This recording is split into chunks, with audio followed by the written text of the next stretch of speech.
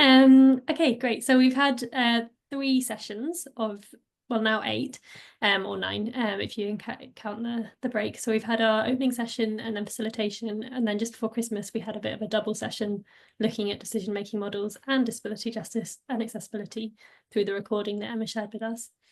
So we moved some things around because of various different factors, but we were going to be looking at bystander intervention today, but we're looking at de-escalation instead. Snook and I have had a few conversations about it, and we feel like bystander intervention maybe needs a bit more time than we'd initially given it in the programme, as well as a few other factors. So we've taken bystander intervention out, and we're hoping that we can do it later on in the year as a more fleshed out kind of series of sessions rather than a one-off, because it just felt a lot for an hour and we didn't want to not do it justice.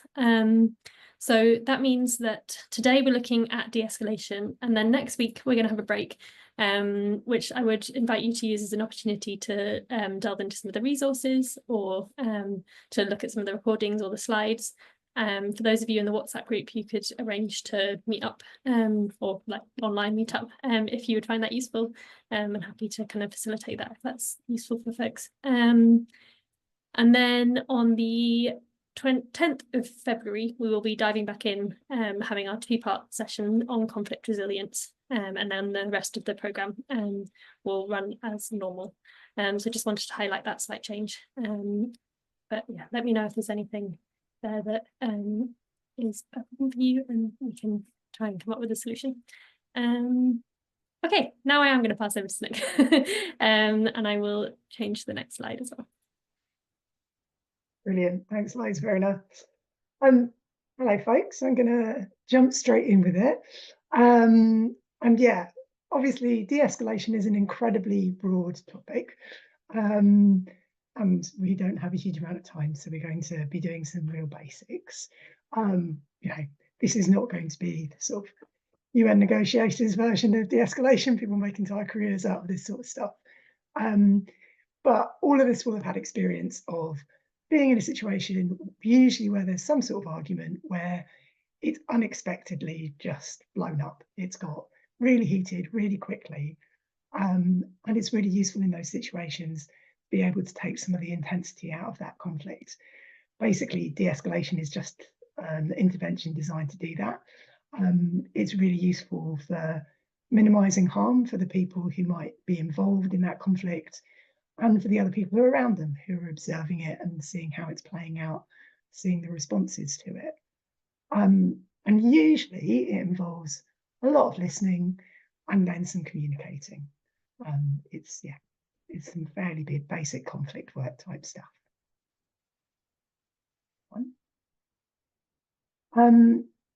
It's important for a whole bunch of reasons, obviously for kind of safety, both physical and emotional, for the people in that conflict.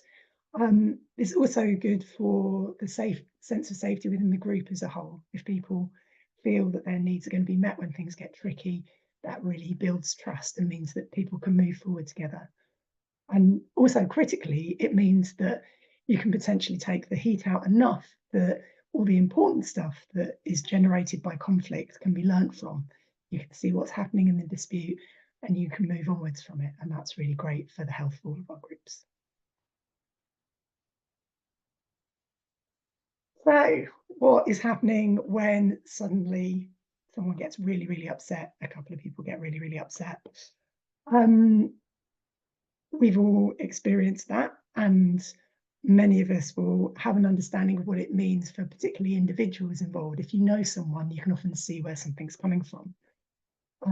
But if you don't know someone so well, if they're a stranger, then it can come as a bit of a surprise. I imagine some people will be familiar with this. Really useful little graphic, often described as the trauma iceberg. And it's part of kind of a process of sort of ideas and psychology that basically all of us carry some degree of trauma. For some it's obviously much more than others. And that when we see someone operating in the world, we get the tip of the iceberg, we get their behavior, we get how they respond in situations. And actually the broader context of what's behind that is often invisible.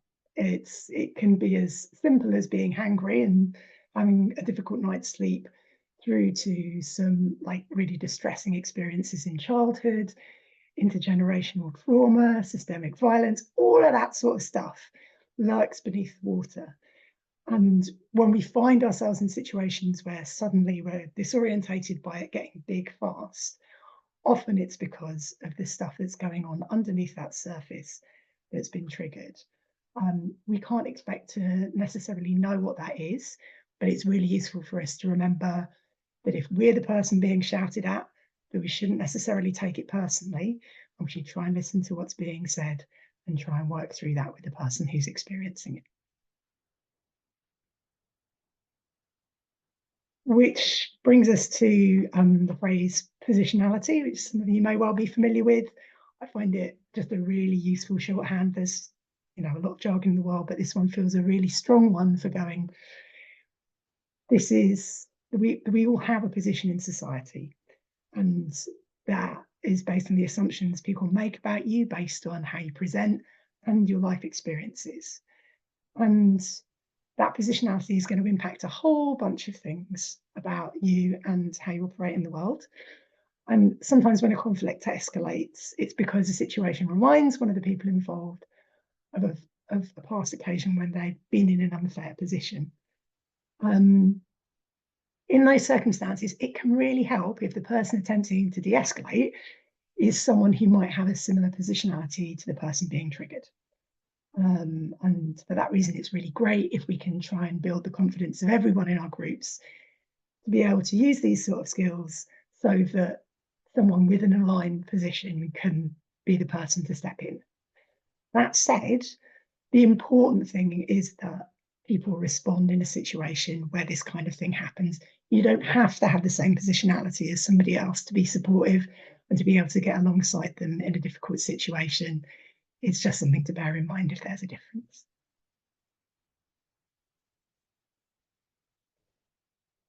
The other thing to mention is what de-escalation isn't. This is a cracking little medieval side of throwing the baby out with the bathwater. There is lots of really good stuff about conflict, and de-escalation isn't about stopping conflict from happening. It's, as we've said, one of the ways we learn some of our most important lessons, and the people who are triggered by situations that are difficult are often those who've suffered most at the hands of the system we live in, and are justifiably angry at home policing and those sorts of responses. That kind of shutting down of anger isn't okay. However, what de-escalation is there to do is to make a space bearable enough that everybody in it can stay with the problem that they're facing, explore it, learn from it, and work through it. So, where might it be useful? We've all experienced this stuff in our personal lives. If we're looking at it in a group context, then obviously, and particularly when you're taking part in destructive direct action, it's a really, really useful thing to have in your back pocket. But it also comes up when you're having dialogue with people in an industry that you might want to change, or when you're holding a public stall or talking to people about a controversial issue that they might not necessarily be engaging with in a way that they expect, or if there's an internal dispute in your group. All fairly standard stuff.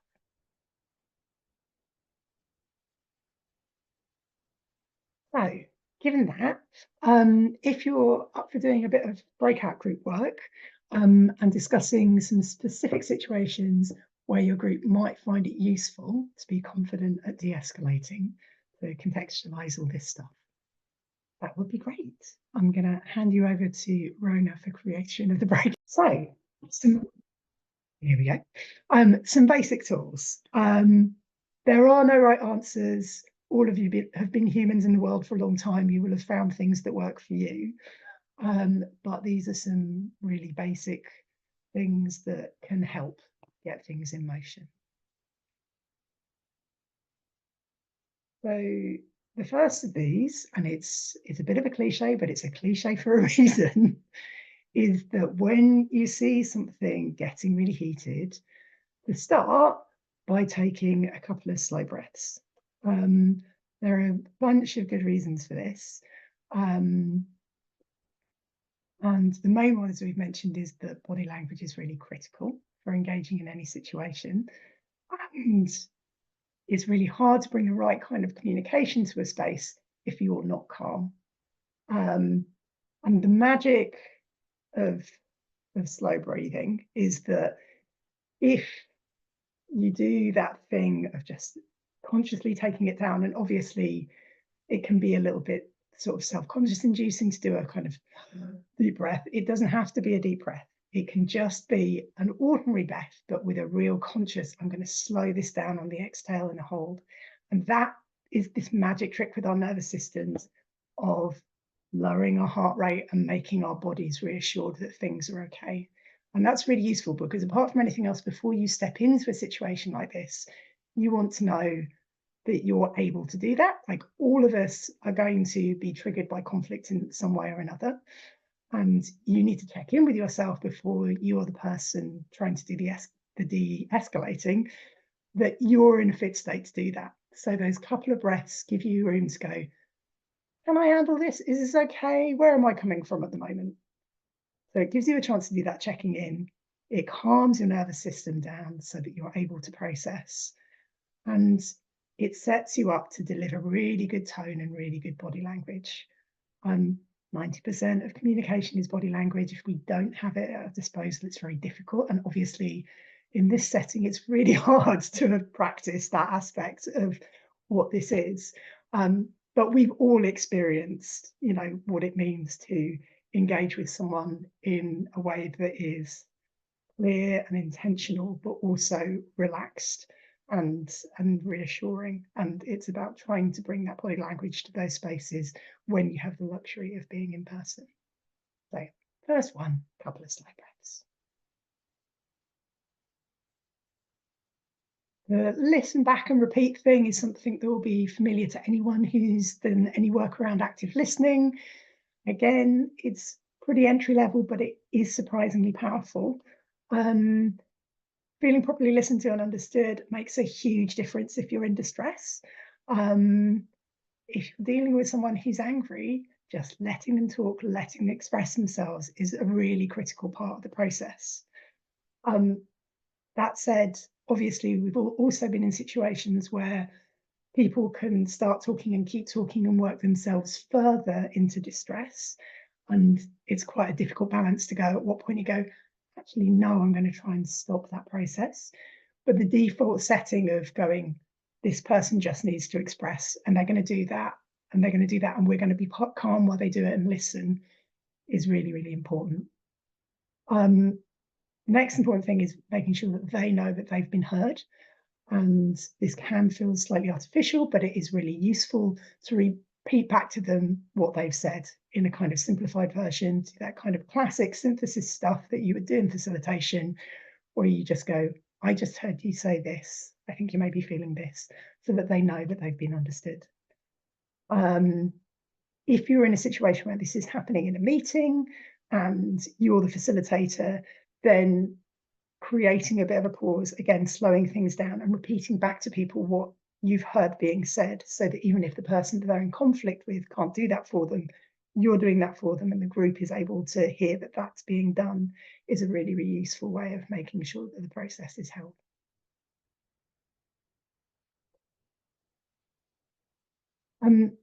Knowing your parameters is one that is a lot easier to do in some circumstances than others. Some situations will just be emergent.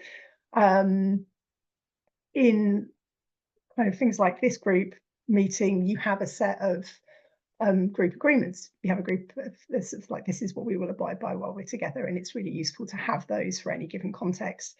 But obviously, if you're doing a street stall, the people that you're chatting to might not necessarily have got the memo. So it's really important that you, as a team of people who are part of that engagement, know where your lines are so that you can back each other up if you need to move to them. In these sorts of conversations, uncertainty is really upsetting for for everybody involved. So having a clear idea of which areas you can be flexible on and which opinions and behaviours aren't tolerable is a really good thing to have, so that you know you've got backup within that process. And it's also really useful if at some point you might need things might need to lead to some sort of negotiation, because you can't have a meaningful dialogue about possible solutions if you don't have clear parameters around what you're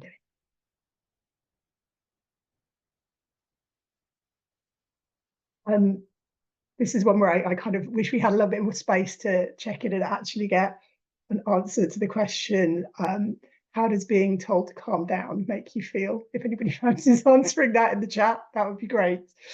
But yeah, sometimes people being very calm when you're not can feel quite patronizing and aggravating. And that doesn't mean that it's not, you know, a useful thing to feel, but to kind of to work with.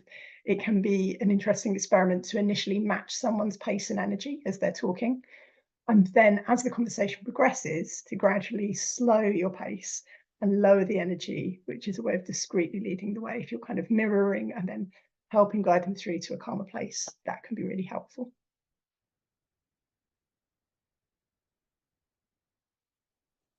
And again, the classic slowing thing down tactic is always useful. And there are a whole range of breaks that you can create in a process where things have escalated. Sometimes people are able to regulate themselves if they're just able to step out of the situation. And so working out ways to do that is really helpful.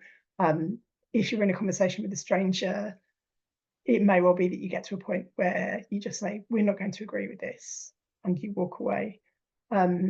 If you're in a broader group of people and you're concerned that what they're bringing to the space is likely to be distressing other people, be triggering for other people, then there are also things that I'm sure all of us have done in one way, sometime or another, where you can kind of start moving gently away from, say, the table on the street that you're talking from, and take the conversation over to a more discreet space, because often having an audience also escalates the dynamic as it goes on. If the conversation emerges in a meeting, you can call for a break, and sometimes that pause will be enough, but often it's quite useful if you have the facility to find someone to go and speak to each person who's been involved in the argument, and debrief with them. That can help them start to regulate with somebody else. And then the facilitator can decide whether they want to try and address the conflict as it's ongoing, or whether it's appropriate to have a different process outside of the initial space. Just a big shout out at this point to have group conflict processes ready for when conflict will arise in your groups. Conflict always arises, and the worst time to be trying to figure out how you resolve those is as they emerge. It's really, really good to invest in advance in thinking about what you might want to do if that emerges. And I know you've got sessions coming up later in this series that will be helping prompt thoughts around that. Yeah. So again, none of it's rocket science, but it's all really useful stuff to be reminded of, especially in a situation where you might be more adrenalized. And it's useful to try and practice some of that stuff, because it's a lot easier to deal with within the safe confines of this experiment than it is when it actually happens. I appreciate that not everybody is 100% comfortable with role play, but I would ask you to lean in. And if you would much rather observe the process as it's ongoing, that's also really useful, like seeing how things play out in the breakout groups and then feeding back on what you see is really, really helpful. So we have a scenario, because we don't have a huge amount of time for this. And just checking with Rona about how maybe we have 15 minutes for this process. Is that right? Yeah, we've got until 15:15, so amazing, great. So the scenario that we're suggesting is that you're facilitating a meeting when one of the participants starts speaking for a long time about something that's not on the agenda, and you interrupt to get the meeting back on track, but they're very frustrated and feel like they're not being heard. So I'd like you to try and role play the situation using the listening and repeating back tool. And you can do that with or without the kind of matching the energy experiment in the mix. And it would be great to hear how it felt to be part of that process, or what others observe if they're watching it. Is that Cool. So as Stuck helpfully caveated beautifully onto, our next session is conflict resilience. So it'll be a um, two-part training, two parts of the series. So the first one, we're going to be looking more about kind of individual responses to conflict. Obviously, it's hard to separate individual and group, but that's the kind of rough gist. And then the second one, we'll be looking more at kind of group processes and practices and conflict within our spaces. So there is a little bit of a longer break, but we've got a healthily growing resource list that I'm sure there's plenty of stuff in there if you want to kind of delve in more. And then if you do want to join the WhatsApp group and use that as a way to stay in touch, then you are very welcome to do that. There's a QR code there, and I'll also share the link in the follow-up email. And as always, when you finish the Zoom, it'll pop up with a quick Zoom survey. And if you could fill that out, I would be very appreciative. It's very helpful. And if you have any more kind of detailed feedback that you want to email over, then please feel free to do that. We're now at the halfway point. So especially at this point, if there's anything that you want to share that can inform the rest of the training series, then that's really helpful. And I will try my best to kind of meet those various different needs. And then lastly, we have an optional activity for you between now and the next session, which is to choose one of the tools that we discussed today, and we'll share the slides so you can look back at those and practice it. So could be in your group or the place that you're kind of representing today, but it could also be with your family or friends or in your workplace or anywhere on the street. But if you find yourself in a situation where you're like, oh, I wonder if de-escalation could be useful here, then practice one of those tools and see what happens, and then let us know next time. Obviously completely optional, maybe you won't find yourself in one of those situations, but if you do, then there's an invitation there.